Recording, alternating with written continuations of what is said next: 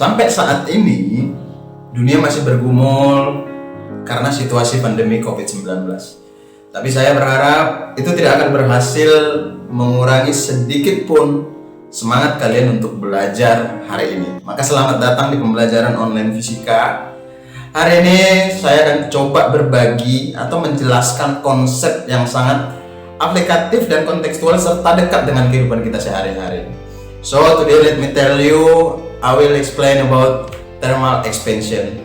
Jadi hari ini kita akan coba analisis kenapa ya kabel itu mengetat di malam hari dan mengendor di siang hari. Atau apa fungsi celah pada rel kereta api atau jembatan yang sering kita lihat. Atau yang paling dekat lagi mungkin bagaimana prinsip kerja termometer dan hubungannya dengan zat cair yang kita gunakan sebagai pengisi cairan termometer. Atau mungkin kalian pernah melihat balon ketika berisi udara dan dipanaskan akan meledak. Nah, konsep-konsep seperti itu akan kita diskusikan pada pertemuan kali ini. Jadi, sebelum jauh berbicara mengenai konsep itu, perhatikan video singkat berikut ini. Nah, di video ini sebenarnya menjelaskan bahwa perubahan suhu atau perubahan temperatur akan berpengaruh kepada perubahan gerakan molekul daripada benda atau zat itu sendiri. Perubahan molekul atau perubahan gerak molekul pasti berpengaruh ke perubahan ruang atau perubahan area atau perubahan panjang yang kita sebut sebagai dimensi atau ukuran dari benda itu sendiri. Jadi konsep dasar pemuaian adalah berubahnya dimensi atau ukuran benda sebagai akibat perubahan suhu. Jadi perubahan itu bisa membesar dan bisa mengecil, atau bisa kita sebut sebagai memuai, sebagai berekspansi, dan bisa kita sebut sebagai penyusutan atau berkontraksi. Jadi ketika benda mengalami kenaikan suhu, maka dia akan bermuai, dan benda ketika mengalami penurunan suhu akan menyusut. Jadi rel kereta api dapat memuai dan melengkung di musim panas, itu juga adalah konsep daripada pemuaian. Atau mungkin tutup logam yang udah sulit kita buka, bisa kita buka dengan cara memanaskan tutup botolnya sehingga akan memuai, karena pemuaian itu terjadi ke setiap area jika kadar suhu yang kita kasih sama atau homogen ke seluruh area dan struktur bendanya homogen, artinya satu jenis zat. Tapi bisa nggak nanti dicampur? Bisa, kita lihat nanti. Sekarang kita lanjut dulu. Berubahnya dimensi benda sebagai akibat perubahan suhu ini juga adalah berkaitan dengan sifat termometrik yang dimiliki oleh benda atau zat.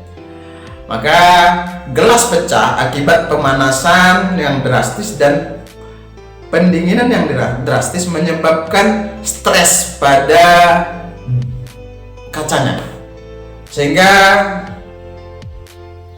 secara tiba-tiba ketika berubah dari dipanaskan dan tiba-tiba didinginkan, dikasih kalau tiba-tiba dikasih semprotan es, maka gelasnya akan pecah. Dan ini juga sebenarnya yang kita sebut sebagai stres pada logam ya. Jadi akibat perubahan suhu yang drastis dan spontan, logamnya stres dan akhirnya pecah sebagai upaya untuk mempertahankan gerak molekul yang tadi. Nah, ketika berbicara mengenai pemuaian, maka kita akan mendiskusikan pemuaian di 3 fase tentunya. Fase padat atau wujud padat yang kita sebut sebagai solid, kemudian fase cair yang kita sebut sebagai liquid, dan pemuaian pada fase gas yang kita sebut sebagai pemuaian ruang. Untuk yang pertama, kita akan berdiskusi mengenai pemuaian pada zat padat tentunya. Mungkin kalian bisa lihat kaca rumah itu dikasih celah karena menghindari pecahnya kaca akibat memuai di siang hari. Atau bahkan rel kereta api yang tadi dikasih celah sebagai antisipasi kalau panas, rel kereta api jadi melengkung dan bengkok yang tentunya mengganggu keselamatan pengguna jasa kereta api. Maka itu adalah contoh-contoh daripada pemuaian panjang yang akan kita diskusikan. Kalau di pemuaian pada zat padat, maka zat padat akan mengalami 3 jenis pemuaian: pemuaian panjang, pemuaian luas, dan pemuaian volume. Pemuaian panjang itu tentunya kita tinjau pemuaiannya di satu dimensi. Jadi kalau pemuaian panjang ini pasti dipengaruhi oleh jenis zatnya atau jenis logamnya. Karena ketika berbeda struktur penyusun logam, maka akan berbeda juga pemuaian yang terjadi, atau akan terjadi pemuaian yang berbeda. Secara sederhana akan terjadi perbedaan pemuaian jika misalkan logamnya aluminium dan logamnya misalkan baja. Kenapa? Karena struktur molekul penyusun baja dan aluminium itu berbeda. Jadi beda jenis zatnya akan berbeda juga jenis dan bagaimana pemuaian yang terjadi. Maka secara sederhana jenis pemuaian itu dipengaruhi oleh jenis zat, dan itulah yang kita sebut sebagai koefisien muai panjang. Koefisien muai panjang itu menggambarkan seberapa sensitif logam tersebut berubah jika suhunya berubah. Seberapa peka, kira-kira gitulah. Kalau bahasa anak-anak milenial biasanya seberapa peka zat itu untuk berubah ukuran atau berubah dimensi ketika terjadi perubahan suhu. Kemudian kita mau lihat bagaimana hubungan koefisien muai panjang terhadap pemuaian yang terjadi. Maka secara sederhana kalau kita lihat ya, perbandingan antara kenaikan suhu dan pemuaian yang terjadi untuk beberapa jenis logam yang berbeda koefisien muai panjangnya. Untuk koefisien muai panjang lebih lengkapnya bisa dilihat di tabel koefisien muai panjang berikut. Nah, kemudian kita lihat grafiknya bahwa pemuaian akan semakin tinggi jika koefisien muai panjangnya semakin besar. Artinya semakin besar koefisien muai panjang, dia akan semakin gampang untuk memuai, akan semakin gampang untuk berubah ukuran. Jadi kalau mau kita compare misalkan akan lebih gampang berdasarkan tabel koefisien muai panjang ini, akan lebih gampang memuai aluminium daripada baja misalkan. Akan lebih gampang memuai misalkan aluminium daripada besi misalkan. Karena apa? Karena perbedaan koefisien muai panjang, atau karena perbedaan sensitivitas perubahan dimensi terhadap perubahan suhu. Jadi kalau secara sederhana hubungan antara perubahan panjang atau perubahan ukuran panjang dengan panjang mula-mula dan dengan koefisien muai panjang yang pada saat ini saya notasikan sebagai alfa, dan perubahan suhu kita tuliskan bahwa perubahan panjang itu adalah panjang mula-mula dikali dengan koefisien muai panjang dikali dengan perubahan suhunya, sehingga panjang akhir ya pasti panjang mula-mula ditambah dengan perubahan panjang. Jadi kita tuliskan bahwa perubahan panjang itu juga adalah panjang mula-mula dikali alfa dikali perubahan suhunya. Atau dengan kata lain bisa kita buat juga bahwa alfa itu adalah perbandingan perubahan panjang per panjang mula-mula dikali perubahan suhunya. Jadi seberapa sensitif dia berubah terhadap perubahan suhu, itulah yang itulah yang berhubungan dengan koefisien muai panjang logam itu sendiri. Kemudian beda jenis zat, tentunya berbeda koefisien muai panjangnya, akan berpengaruh juga terhadap perbedaan seberapa cepat dia memuai. Jadi kalau koefisien muai panjangnya misalkan semakin besar, ya ketika kita kasih suhu yang sama dengan koefisien yang muai panjangnya relatif lebih kecil, akan lebih cepat memuai logam yang koefisien muai panjangnya lebih besar.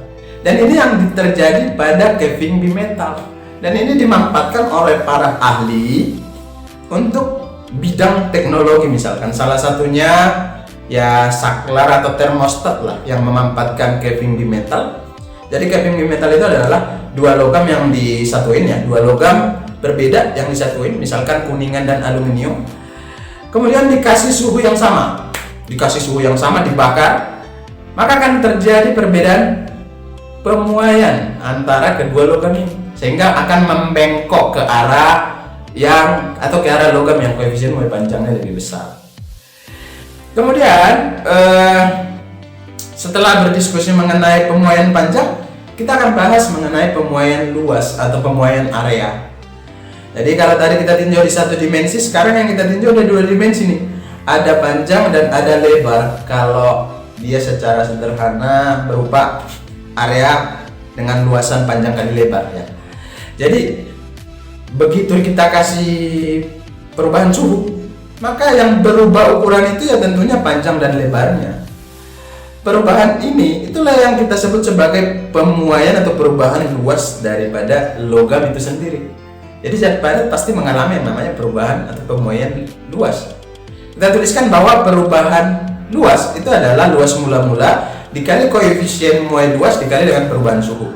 Perubahan suhu itu adalah suhu akhir atau suhu setelah pemanasan atau suhu setelah pendinginan dikurang suhu mula-mulanya. Kita tuliskan bahwa delta A perubahan area A area sama dengan area mula-mula A0 dikali dengan ya bisa beta ya. Di kesempatan kali ini saya tuliskan beta sebagai koefisien muai luasnya dikali dengan perubahan suhunya. Jadi ya sama, kalau beta itu akan menjadi 2 kali alfa karena tadi kita tinjau di satu dimensi koefisien muai panjang itu adalah alfa, sedangkan kalau kita tinjau luas sekarang kita gunakan beta, bebas beta, gamma, theta dan lain sebagainya terserah Anda, tapi yang jelas konsepnya adalah bahwa koefisien muai luas itu 2 kali koefisien muai panjang. Kemudian next, ini next. Yang terakhir adalah di pemuaian zat padat itu berkaitan dengan pemuaian volume atau pemuaian ruang. Jadi kalau tadi panjang, lebar jadi luas, sekarang kita tinjau tingginya. Pak, karena kalau dipanaskan ternyata panjang, lebar dan tinggi itu ya pasti memuai.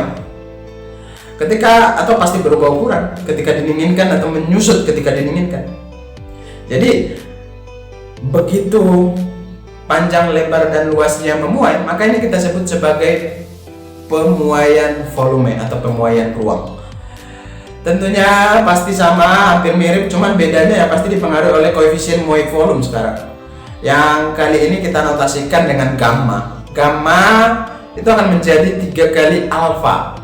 Artinya koefisien muai ruang itu menjadi 3 kali koefisien muai panjang. Jadi kita tuliskan perubahan volume, delta volume akan sama dengan volume mula-mula dikali gamma dikali perubahan suhu. Nah, untuk lebih memahami, kita akan berlatih beberapa contoh soal berkaitan dengan pemuaian pada zat padat di video berikutnya. Hope you enjoy dan tetap semangat.